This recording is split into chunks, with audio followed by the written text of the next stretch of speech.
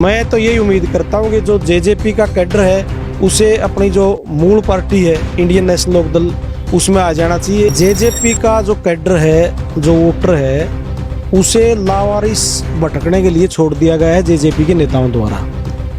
और जिस तरह उनको बेइज्जत किया गया, चाहे फोटो लगाने की बात थी, फोटो यदि ज़रूरत होती तो अपने आप लगाते, ये कोई प्रेस में कहने की बात नहीं होती कि हमारे फोटो नहीं लगाते, यदि तुम्हारी आवश्यकता है तो अपना आप लगाओगे।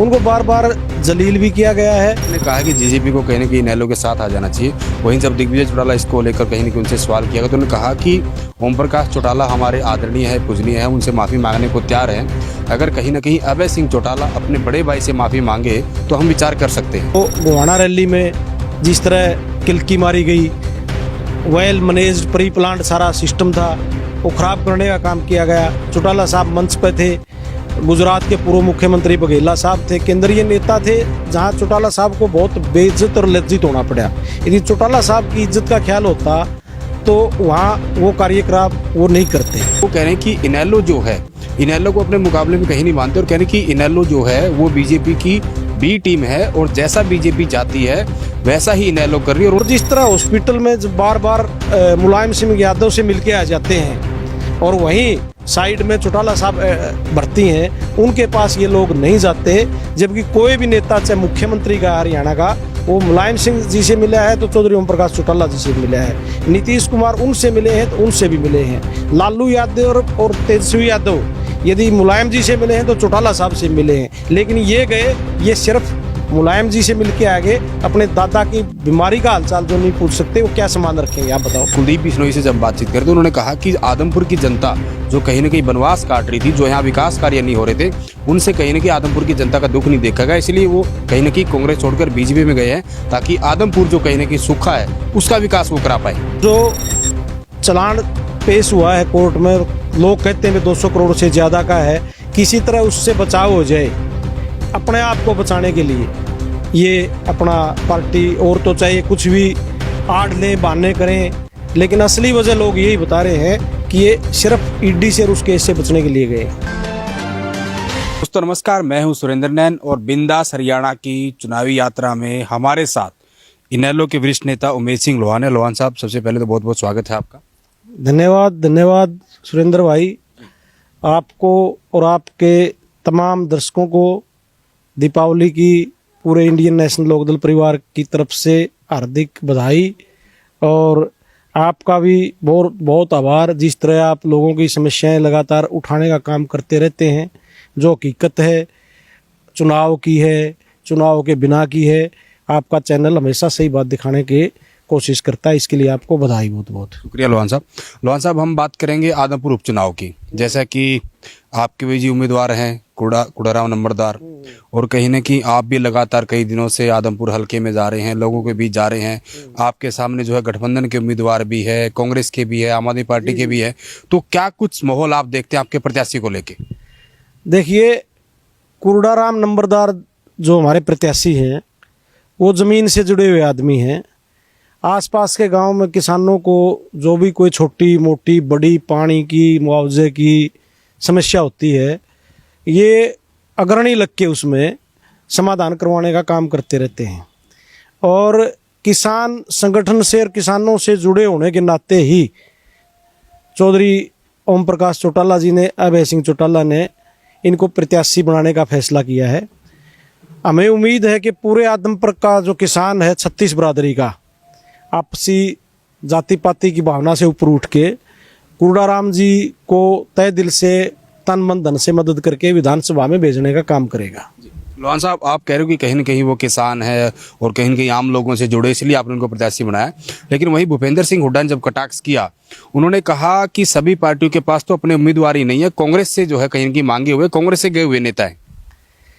मैंने मंच के माध्यम से भी इस बात का जवाब दिया था कि जो कांग्रेस पार्टी के प्रत्याशी हैं भाई जयप्रकाश जी, वो लोकदल के कार्यकर्ता थे, लोकदल में युवा के जिला अध्यक्ष रहे, फिर लोकदल में प्रदेश के युवा के अध्यक्ष रहे, फिर इसी लोकदल से वो सांसद रहे, फिर जब बाद में चंद्रशेखर की सरकार बनी, यहीं से वो केंद्रीय मंत्री रहे। उसके बाद भी कई साल तक पार्टी के राष्ट्रीय सचिव रहे। तो जो इनके प्रत्याशी का जो मूल रूप है, जो तना है, जो बेस है, जो स्टैंप है, वो तो लोकदलीय है। आज भी जयप्रकाश जी कहीं शादी ब्याह फंक्शन में जाते हैं, कहीं कांग्रेसियां बैठे नहीं मिलेंगे आपने, लोकदलिया में बैठेंगे आगे, क्योंकि जो डीएनए है नहीं, जो जीन है, वो तो लोकदल का है। तो मैं तो उनसे यही कहना चाहूंगा कि अपना प्रत्याशी उनका अपना नहीं है। वो तो उनसे राजनीति में वैसे देखा जाए तो उनसे पहले एमपी बने, लोकदल से बने। ये तो 91 में बने, वो 89 में बने, मंत्री पहले बने, लोकदल से बने। तो इतिहास यदि देखेंगे कांग्रेस के लोग तो उनको पता चल जाएगा कि खुदे का जो प्रत्याशी है वो मांगा हुआ है, जिसमें प्योंद तो कांग्रेस की चढ़ रही है और पेड्डा लोकदल का है। वहीं लोहार साहब आपने बताया कि कहीं ना कहीं जयप्रकाश जो जेपी हैं वो लोकदली है पुराने, लेकिन उनकी बात करें, वो कह रहे हैं कि इनेलो जो है, इनेलो को अपने मुकाबले में कहीं नहीं मानते और कह रहे हैं कि इनेलो जो है वो बीजेपी की बी टीम है और जैसा बीजेपी चाहती है वैसा ही इनेलो कर रही है। और उन्होंने एक और बहुत बड़ा आरोप अभय सिंह चौटाला पर लगाया, आपके नेता पर, कि जो ये किसान आंदोलन के समय जो अभय सिंह ने इस्तीफा दिया था, वो इस्तीफा किसानी आंदोलन की बजाय उन्होंने कहीं ना कहीं सत्ता के डर से और सरकार के डर से दिया था। देखिए, इस सरकार में दो विपक्ष के नेताओं ने जेल काटने का काम किया है। एक तो चौधरी ओम प्रकाश चौटाला ने, एक लालू प्रसाद यादव ने। यदि लोकदल की मिलीभगत भारतीय जनता पार्टी के साथ होती तो अभी पीछे एक मुख्यमंत्री, जो 5 वर्ग का मुख्यमंत्री है, उसको 6.25 पता नहीं 5.5 करोड़ रुपए की आय से अधिक संपत्ति के मामले में 4.5 साल की सजा सुनियोजित तरीके से सुना दी जाती है कि ताकि बेल ना हो सके, इनको अंदर जाना पड़े, जिसमें कृषि की आय को नहीं माना जाता। आज एक जेई, एक रजिस्ट्री कलर की आप प्रॉपर्टी देखोगे, छापे पड़ रहे हैं, 20-20 करोड़ रुपए, 10-10 करोड़ रुपए कैश मिलता है। और एक जो इतना बड़ा जमींदार है, इतनी बार का मुख्यमंत्री है, साधन संपन्न घराने से है, उसको आप 5 करोड़ के लिए अंदर भेजने का काम कर रहे हो। और हिंदुस्तान के न्यायपालिका का इतिहास का सबसे ज्यादा जुर्माना चौटाला साहब पर लगा। तो ये इस बात का प्रतीक है कि इन लोगों ने बीजेपी के साथ लड़ाई लड़ी है, ये झुके नहीं, इसलिए इनको जेल जाना पड़ा। बहुत से नेता हैं जिन्हें बहुत संगीन आरोप हैं, अंडर ट्रायल हैं, चलान पेश हो चुके हैं और बाहर घूम रहे हैं, कहीं मिले हुए हैं तो वो लोग मिले हुए हैं। आपने राज्यसभा के चुनाव भी देखे होंगे, पीछे जब चंद्रावाड़ा चुनाव था, हाँ, तो वो सारी चीजें इस बात का गवाह है। राजनीति में आरोप लगाना तो आसान है, किसी के खिलाफ भी लगा दो। अभय सिंह जी ने इस्तीफा किसानों के हित के लिए दिया था, इतना आसान है तो को कांग्रेस का विधायक दे के दिखाओ, आज दे के दिखाओ। तो ये तो एक किसी के त्याग को कम करके आंकना और ओछे आरोप लगाने वाली बात है। लोहान साहब, वही सवाल कहीं ना कहीं गठबंधन के उम्मीदवार को लेकर कर लेते हैं।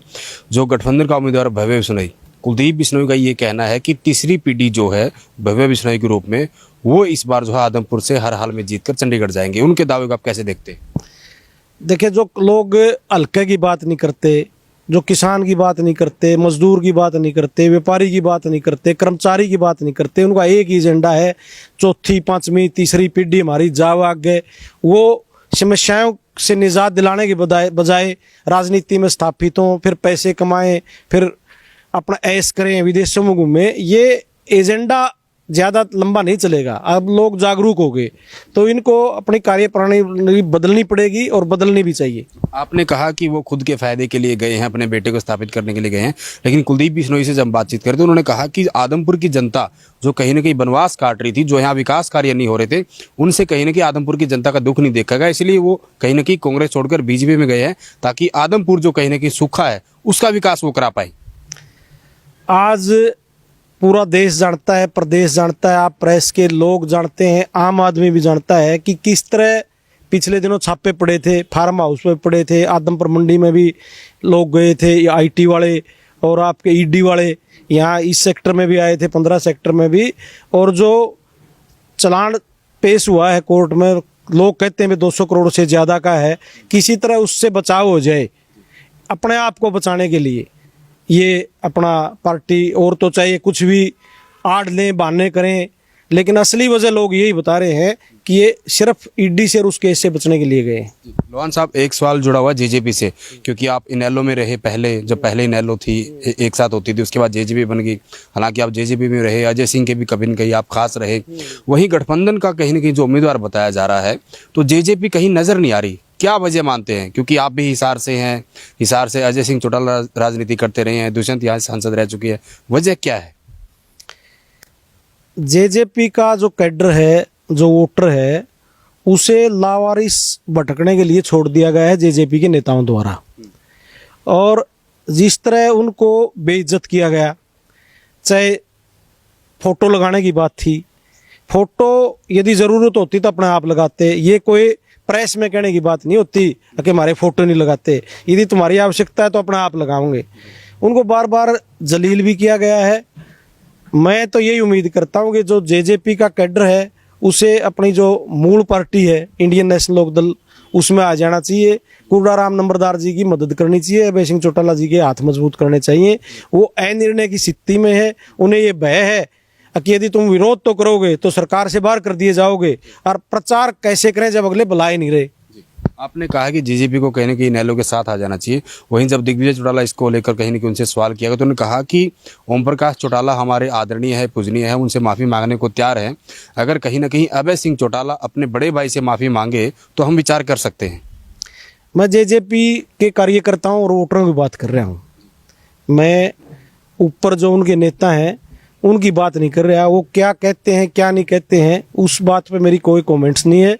मैं तो जो लोग चले गए थे इंडियन नेशनल लोकदल से, जो वोटर हैं और जिनको आज कोई नहीं पूछ रहा, उनसे मैं अपना ये निवेदन कर रहा हूँ वो अपनी मूल पार्टी में आ जाएं। क्योंकि मुझे ध्यान है जब आपकी फतेहाबाद में रैली हुई थी तो आपने जो भाषण दिया था, कहीं ना कहीं आपने एक सम्मान समारोह में वो गोहाना रैली का जिक्र किया था। जब दिग्विजय सिंह ने बयान आया कि कहीं ना कहीं हम चौटाला साहब के सामने रैली नहीं करेंगे, उनका सम्मान करते हैं, तो फिर आपने वो बात दोहराई थी गोहाना में अगर सम्मान करना होता तो वो सारी की सारी चीज़ें नहीं होती। ये सारी चीज़ें जनता के सामने हैं। जो गोहाना रैली में जिस तरह किल्की मारी गई, वेल मैनेज्ड प्री प्लान्ड सारा सिस्टम था, वो खराब करने का काम किया गया। चौटाला साहब मंच पे थे, गुजरात के पूर्व मुख्यमंत्री बघेला साहब थे, केंद्रीय नेता थे, जहां चौटाला साहब को बहुत बेइज्जत और लज्जित होना पड़ा। यदि चौटाला साहब की इज्जत का ख्याल होता तो वहाँ वो कार्यक्रम वो नहीं करते।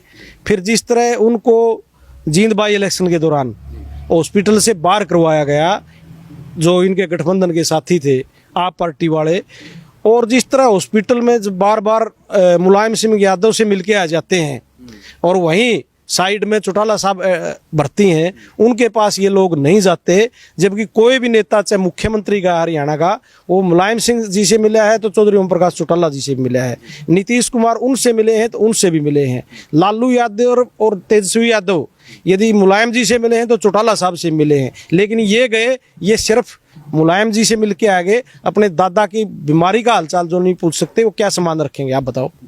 वही लोहान साहब कहीं ना कि आम आदमी पार्टी की बात करें, वो भी चुनावी मैदान में है, शिक्षा और स्वास्थ्य की वो बात कर रहे हैं, लेकिन एसवाईएल का मुद्दा, क्योंकि कहीं ना कहीं आपकी पार्टी की तरफ से भी एसवाईएल के मुद्दे को गंभीरता से उठाया जाता रहा है।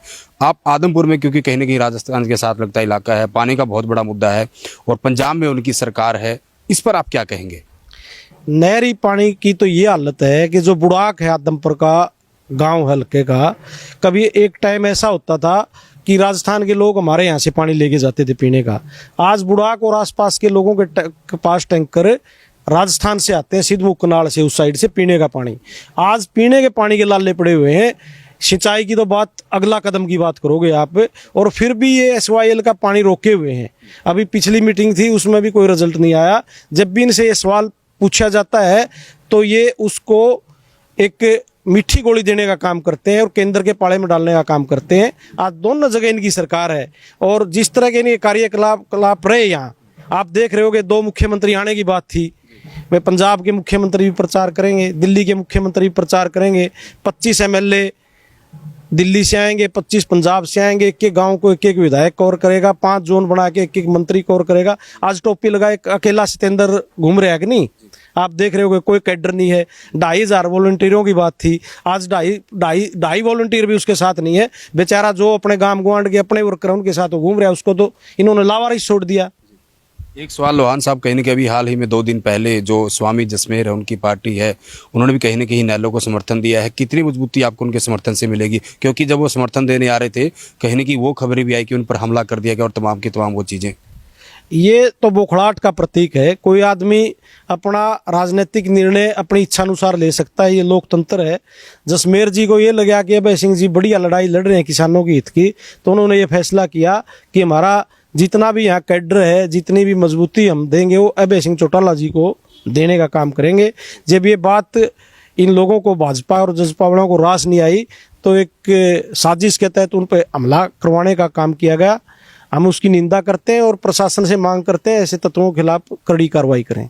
शुक्रिया लोहान साहब, बातचीत। धन्यवाद जी, धन्यवाद नयन साहब जी। तो ये थे इनेलो के वरिष्ठ नेता उमेद लोहान, जिन्होंने कहीं ना कहीं आदमपुर उपचुनाव में इनेलो के प्रत्याशी की जीत का दावा किया। इनका कहना है कि जो कूड़ाराम नंबरदार है वो कहीं ना कहीं किसान, कमेरे और आम जन से जुड़े हुए इनके प्रत्याशी है, और आदमपुर की जो जनता है वो उन्हीं को यहाँ से विधायक चुनकर चंडीगढ़ भेजेगी। हालांकि आने वाला समय बताएगा, आदमपुर के नतीजे बताएंगे कि यहाँ की जनता, आदमपुर की जनता इस उपचुनाव में किसको अपना विधायक जो है वो चुनने का काम करेगी।